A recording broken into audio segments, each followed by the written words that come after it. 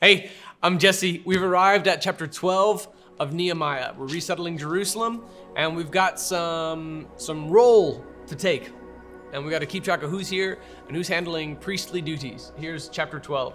These are the priests and Levites who went up with Zerubbabel, son of Shealtiel, and with Jeshua. Now what follows is a list of names through verse 7. And if you see deviations between this list and verses 2 through 7, as well as verses 8 through 11, and then 12 through 21 between Nehemiah and a similar catalog in Ezra, it's because Nehemiah tends to favor the use of family names rather than individuals' unique titles.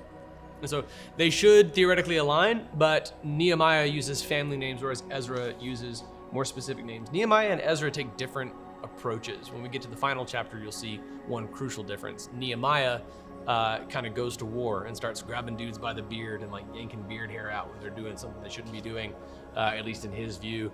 And then Ezra is more akin to just like kind of falling down and weeping and pleading with people. But here's another difference that Nehemiah would use more. He would speak more formally and use family names. In this list of names, when you get to verse 11, there's something cool. Actually, let me back up to verse 8. There's something else I wanted to show you. The Levites, Jeshua, Benui, Kadmiel, Sherebiah, Judah, and Mattaniah, he and his relatives were in charge of the songs of praise. This is really, really cool. If you remember the story that like the sons of Korah, then you can see this beautiful redemptive testimony.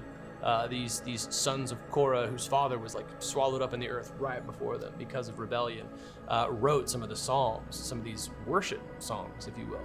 And they show up in the Psalms. And then now we have this other record of people who were in charge of the songs of praise. And then also the next, Bakbukia, if you're looking for a good baby name, Nehemiah 12:9 has some great ideas for you.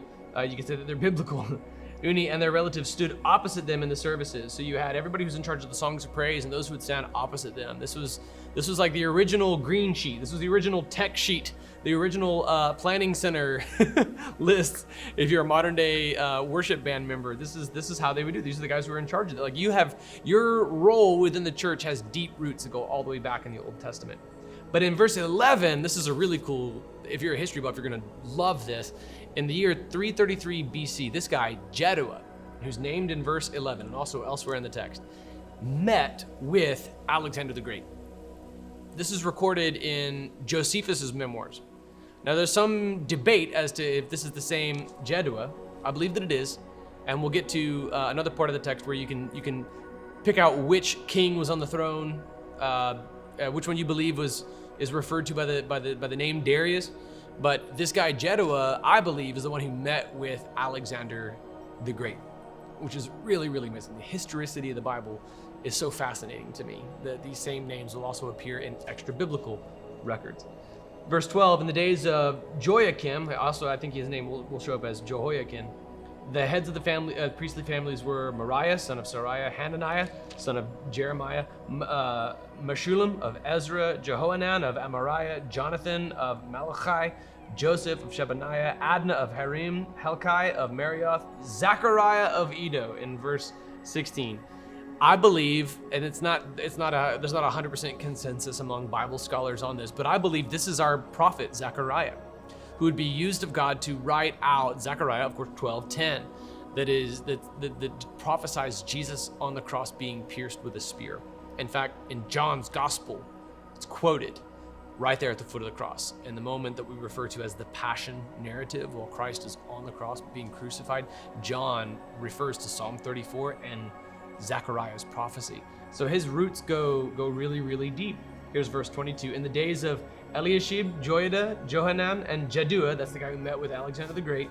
You can see how God is setting the context for the Gospel of John, because Alexander the Great was he was under the tutelage of Aristotle, and these guys are looking for the Logos, right? Well, this all sets the context for the Gospel of John, where the Logos is introduced right there. In the days of Eliashib, Joiada, Johanan, and Jedua, the heads of the families of the Levites and priests were recorded while Darius the Persian ruled. There's some debate as to which Darius this is, which of the two Dariuses? Darii. Which of the two Darii it was? Darius the third Codomanus or Darius II Nothus. I believe it was Darius III because that's the guy who was in charge while Alexander the Great was alive. So if you believe that Josephus' historical records are accurate and that Jeddah is the one who met with Alexander the Great, then you know exactly which Darius this is. It's Darius III. If you disagree with Josephus, then you're probably in the camp that believes this is Darius II. The point is, the Word of God is phenomenal in its historical accuracy, and you can absolutely trust it. This is so cool to me. It's the record-keeping aspect of a building campaign at its conclusion. We're reading it today, and members of the Redemption Church, one day this time capsule that we're filling, it'll be not as cool as this, but it'll be maybe more personal to us and our posterity, which is kind of cool.